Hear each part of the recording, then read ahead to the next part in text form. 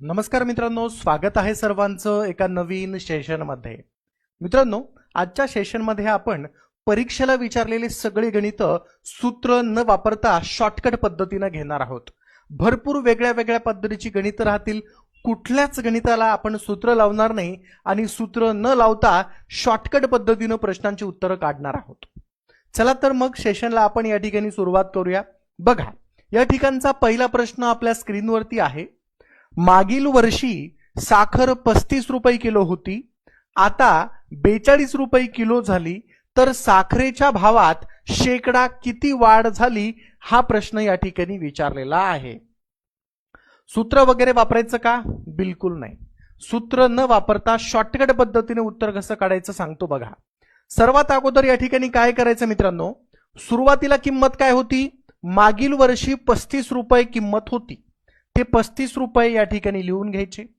आता या 35 ची किंमत 42 झाली, म्हणजे कितीनं वाढली? 35 ची 42 झाली म्हणजे 7 रुपयानं किंमत वाढली, म्हणून 35च्या अंशात 7 लिहिलं।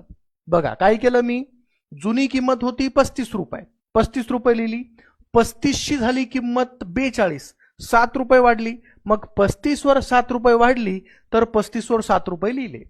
आता म्हणतात शेकडा वाढ किती आहे? शेकडा म्हणजे काय? 100, म्हणून या ठिकाणी गुणाकारामध्ये इथं आपल्याला 100 करावं लागेल। ठीक आहे, 100 का लिहिलं? कारण शेकडा विचारलं म्हणून। आता या 7 न 35 ला भागायचंय, 7 1 7 आणि 7 5 35। त्याच्यानंतर या 5 न 100 ला भागायचंय, 5 1 5, 5 2 10, समोरचा 0 कॅन्सल केला आणि वर लिहिला। 20 गुणाकारात 1 बरोबर आपल्या प्रश्नाचं उत्तर येतंय 20%। म्हणजे या ठिकाणी जी साखरेची किंमत आहे ती 20% वाढली आहे। ठीक आहे, स्वागत आहे सर्वांचं या नवीन सेशन मध्ये। रुपालीजी बरोबर उत्तर आहे तुमचं। ठीक आहे, चला नेक्स्ट क्वेश्चन। शुभम व अनिल यांना 3:5 या प्रमाणात 24 केळी वाटली, तर शुभमला मिळालेली केळी किती, हा प्रश्न या ठिकाणी विचारलेला आहे। ठीक आहे, मग आता हा प्रश्न सोडवायचा कसा? आपल्याला विचारलं काय ते बघा। आपल्याला म्हटलं शुभमला मिळालेली केळी किती, मग शुभमचं गुणोत्तर काय आहे? शुभम आहे 1 नंबरला, तर 1 नंबरचं जे गुणोत्तर जे 3 आहे ते शुभमचं राहील, बरोबर का? 1 नंबरला शुभम आहे, शुभमचं गुणोत्तर 3 आहे, या ठिकाणी 3 लिहिलं। नंतर छेदात दोघांना मिळून केळी वाटली आहे, म्हणून या दोन्ही गुणोत्तराची बेरीज 3 आणि 5 ची बेरीज टोटल 8, आणि गुणाकारात एकूण केळी किती वाटली? 24 केळी, या ठिकाणी लिहिली 24 केळी। बरोबर, या 8 न 24 ला भागा, 8 1 8, 8 त्रिक 24। आता काय उरतं? 3 गुणाकारात 3, तर 3 त्रिक 9 केळी या ठिकाणी शुभमला मिळाली। हे झालं आपल्या प्रश्नाचं उत्तर। ऑप्शन क्रमांक 4 मध्ये आपल्या प्रश्नाचं या ठिकाणी आपल्याला उत्तर मिळतंय। मित्रांनो, हे यूट्यूब चॅनल आपण नवीन सुरू केलंय। आजपासून या यूट्यूब चॅनलवर सगळे क्लास तुम्हाला बघायला मिळतील, दुसऱ्या कुठल्या यूट्यूब चॅनलवर क्लास होणार नाही। जर तुम्ही अजून या नवीन चॅनलला सबस्क्राईब केलं नसेल तर पटकन सबस्क्राईब करून घ्या। या ठिकाणी तुम्हाला चॅनलचं नाव दिसत असेल काय आहे, बरोबर? या चॅनलला तुम्ही आतापर्यंत सबस्क्राईब केलं नव्हतं, सबस्क्राईब करून घ्या। दररोज तुम्हाला या ठिकाणी क्लास बघायला मिळतील। आज सलग या ठिकाणी 1.5 तास क्लास आहे, 3 क्लास होणार आहेत। ठीक आहे, पटकन त्या ठिकाणी काय करायचं, तुम्हाला सबस्क्राईब करून बेल आयकॉनला क्लिक करायचं। बेल आयकॉनला क्लिक करताना ऑल ऑप्शनला क्लिक करायचं, म्हणजे दररोज तुम्हाला सगळ्या क्लासच्या नोटिफिकेशन मिळतील। ठीक आहे, अजय थोडंसं थांब बेटा। ठीक आहे, हा क्लास घेऊ दे, नंतर त्याबद्दल बोलू। पुढं, त्रिकोणाच्या एका कोणाचं माप 60 अंश आहे, दुसऱ्या कोणाचं माप 30 अंश आहे, तर त्रिकोणाच्या तिसऱ्या कोणाचं माप किती? बघा, या ठिकाणी त्रिकोणाच्या तिसऱ्या कोणाचं माप विचारलं।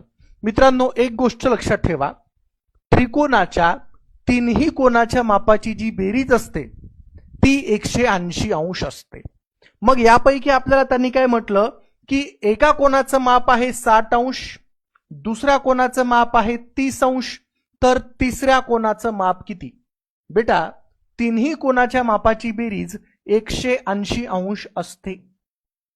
3 कोनापैकी 2 कोनाची बेरीज आपल्याकडे आहे. मग 60 आणि 30 ही मायनस करायची यामधून.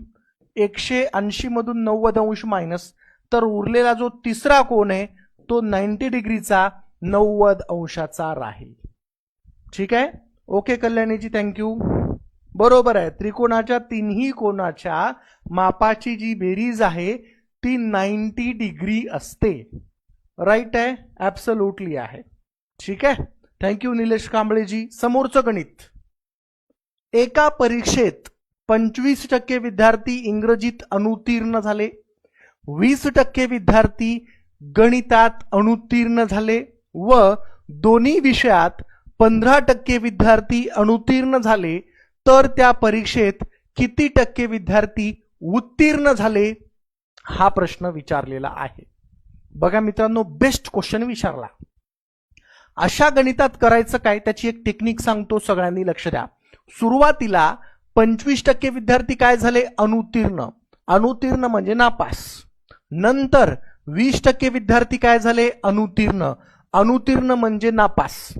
मग पहिल्या 2 विषयात नापासच झाले ना, तर मग नापासची बेरीज करायची.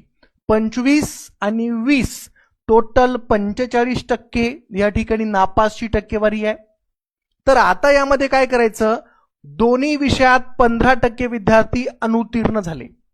45% अनुत्तीर्ण आणि 15% अनुत्तीर्ण, तर हे 15% अनुत्तीर्ण काढा. आता बघा, 5 मधून 5 गेले 0, 4 मधून 3 गेले, 4 मधून 1 गेला 3, 30% राहिले. आता हे 30% काय, सगळ्या गोष्टी अनुत्तीर्ण आहेत. हे अनुत्तीर्ण, ते अनुत्तीर्ण, हे पण अनुत्तीर्ण, तर आलेलं उत्तर देखील अनुत्तीर्णच राहील. काय, अनुत्तीर्णच राहील म्हणजे नापास राहील. आपल्याला विचारलं काय, आपल्याला विचारलं काय यांनी, बघा यांनी आपल्याला विचारलं काय आहे की किती टक्के विद्यार्थी उत्तीर्ण झाले. 100% जर 30% अनुत्तीर्ण झाले तर उत्तीर्ण किती टक्के, 70% उत्तीर्ण झाले असतील. उत्तीर्ण म्हणजेच काय, पास. 70% पास झाले असतील म्हणजेच उत्तीर्ण झाले असतील. कळलं इथपर्यंत, क्लिअर? चला पुढच्या गणिताकडे मी या ठिकाणी वळतोय. बघा पुढचं गणित. एका वर्गातील विद्यार्थी मराठीत 20% नापास झाले, इंग्रजीत 30% नापास झाले, दोन्ही विषयात 15% नापास झाले, तर पास होणाऱ्याची संख्या किती टक्के असेल, हा प्रश्न इथं विचारलेला आहे. आता हा प्रश्न सॉल्व्ह करायचा आहे, तर नेमका करायचा कसा, कसा सॉल्व्ह करायचा. सर्वात अगोदर मराठीमध्ये 20% काय झाले, नापास, 30% काय झाले, नापास, आणि 15% देखील नापासच आहेत. अगोदर काय करायचं, ज्या 2 विषयात सेपरेट नापास झाले का त्यांची बेरीज करायची. 30% आणि 20%, 30 आणि 20 किती, टोटल 50% नापासची टक्केवारी आहे. बरोबर. आणि नंतर दोन्ही विषयाची नापासची टक्केवारी 15% आहे, ती दोन्ही विषयाची टक्केवारी मायनस. ठीक आहे. मग 50% मधून 15% मायनस करायचे, तर या ठिकाणी 35% उरतील. मग आता हे 35% काय, पास की नापास, सुरुवातीला नापास, नंतरही नापास, नंतरही नापास, म्हणजे या ठिकाणी टोटल 35% जे विद्यार्थी आहेत ते झाले नापास. पण आपल्याला विचारलं काय, पास होणाऱ्या विद्यार्थ्याची संख्या सांगा. कोणतीही टक्केवारी 100% असते. 100 पैकी जर 35% नापास झाले तर पास किती टक्के झाले, 65%. 65% विद्यार्थी इथं झाले असतील पास. आपल्या प्रश्नाचं उत्तर या ठिकाणी 2 मध्ये, ऑप्शन क्रमांक 2. ठीक आहे.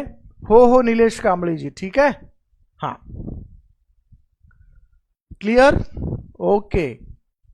हा मोसिनजी लावू शकता ना, काही प्रॉब्लेम नाही आहे. वायजे अकॅडमी ऍप डाउनलोड करून क्लास जॉईन करू शकता. पुढचं गणित. मुकुंद जवळ सागरपेक्षा 50 रुपये अधिक आहेत. त्यांच्या जवळील रकमांचा गुणाकार 15,000 असेल तर प्रत्येकाजवळील रक्कम किती, हा प्रश्न विचारलेला आहे. मग हा क्वेश्चन सॉल्व्ह करायचा आहे तर करायचा कसा? मुकुंद जवळ सागरपेक्षा 50 रुपये जास्त. तर या ठिकाणी बघा बेटा, या ठिकाणी जो मुकुंद आहे याच्याजवळ 50 रुपये जास्त म्हणजे +50 राहणार. आणि जो सागर आहे, सागरचा आकडा आपल्याला माहित नाही. जर आपण या ठिकाणी ऑप्शन क्रमांक 3 घेतलं, सागर पशी 150 मुकुंद पशी 200, ठीक आहे, या दोघांचा गुणाकार 15,000 येतो का? 150 आणि 200चा नाही, 3,000 येतो. मग हे आपलं उत्तर नाही. इथं जर मी घेतलं सागर जवळ 150 मुकुंद जवळ 100, तर आपल्याला गणित काय म्हणत होतं की मुकुंद जवळ 50 रुपये जास्त आहे. पण इथं तर म्हणतात की मुकुंद जवळ 50 रुपये कमी आहे, त्यामुळं हे आपलं उत्तर नाही. मग ऑप्शन क्रमांक 1 राहिलं, सागर जवळ 100 रुपये मुकुंद जवळ 150 रुपये. ठीक आहे, मग आहेत की नाही या मुकुंद जवळ सागरपेक्षा 50 रुपये जास्त आहेत. आणि या दोघांचा गुणाकार किती? 150 अधिक 100 बरोबर किती? 15,000. म्हणून या प्रश्नाचं उत्तर ऑप्शन क्रमांक 1 येणार. क्लिअर? ओके. पुढचं गणित, 50% लाभांश घोषित केलेल्या कंपनीच्या 10 रुपये दर्शनी किमतीच्या एका शेअरवर किती लाभांश मिळेल? बघा, 50% लाभांश घोषित केलेल्या 50% लाभांश घोषित केलेल्या कंपनीच्या 10 रुपये दर्शनी किमतीच्या एका शेअरवर किती लाभांश मिळेल हा प्रश्न विचारलेला आहे. कसा सोडवायचा याची टेक्निक सांगायची याची टेक्निक मित्रांनो. याचा अर्थ काय की 50% लाभांश घोषित म्हणजे काय? 100 रुपयावरती 50%चा या ठिकाणी लाभांश. तर आपल्याला 10 रुपयावर विचारला तर 10 रुपयावर किती लाभांश? तिरपा गुणाकार, 10 रुपयाचा गुणाकार 50 रुपयासोबत, या ठिकाणी 10 गुणाकारात 50 आणि 100 रुपयाचा गुणाकार प्रश्नचिन्हासोबत आहे तर 100 छेदात बरोबर 50 ने 100 ला भाग जातो. 50 एक 50, 50 दोन्ही 100, या 2 न 10 ला भाग जातो. बे एक बे, बे पंचे 10, 5 गुणाकारात 1 बरोबर आपलं उत्तर येतंय 5 रुपये. ऑप्शन क्रमांक 2. क्लिअर? एवढं समजलं असेल की या प्रश्नाचं उत्तर आपण कसं काढलं. ओके, पुढचं गणित घेऊ. घ्या. 15 किलो 700 ग्रॅम आणि 12 किलो 70 ग्रॅम यांची बेरीज किती? 15 किलो 700 ग्रॅम आणि 12 किलो 70 ग्रॅम यांची बेरीज किती हा प्रश्न या ठिकाणी विचारलेला आहे. मित्रांनो 700 ग्रॅम बघा, 15 किलो 700 ग्रॅम म्हणजे काय? 15 किलो म्हणजे 15,000 ग्रॅम आणि 700 ग्रॅम तर टोटल किती झालं? 15 किलो 700 ग्रॅम म्हणजे 15,700 ग्रॅम झालं ते. ठीक आहे, म्हणून या ठिकाणी 15,700 ग्रॅम मी इथं लिहिलं. कसं लिहिलं रे? 15 किलो म्हणजे 15,000 ग्रॅम आणि समोरचे 700 ग्रॅम तर टोटल किती झाले? 15,700 ग्रॅम. आता पुढं 12 किलो आणि 70 ग्रॅम, मग 12 किलो आणि 70 ग्रॅम म्हणजे काय? 12,070. ठीक आहे, 12,070 कसा आकडा लिहायचा आपण? हे 12 आणि इथं 70, 12,070 यांची बेरीज विचारली होती. बेरीज करा. बघा, 0 अधिक 0 बरोबर 0, 0 अधिक 7 बरोबर 7, 7 अधिक 0 बरोबर 7, 2 अधिक 5 अधिक 2 बरोबर 7, 1 अधिक 1 बरोबर 2. 27,770 ग्रॅम झालं. हे काय झालं रे? ग्रॅम मध्ये झालं, पण ऑप्शन मध्ये काय? किलोग्रॅम मध्ये सांगितलं. मग ग्रॅमला जर किलोग्रॅम करायचं असेल तर 3 अंक सोडून पॉइंट द्या. हा एक अंक, हा दुसरा अंक, हा तिसरा अंक. तर या ठिकाणी बघा 27 किलो 770 ग्रॅम म्हणजे या ठिकाणी ऑप्शन क्रमांक 4 येणार. 27 किलो 77 ग्रॅम. ठीक आहे, हे झालं आपल्या प्रश्नाचं या ठिकाणचं उत्तर. मित्रांनो, हे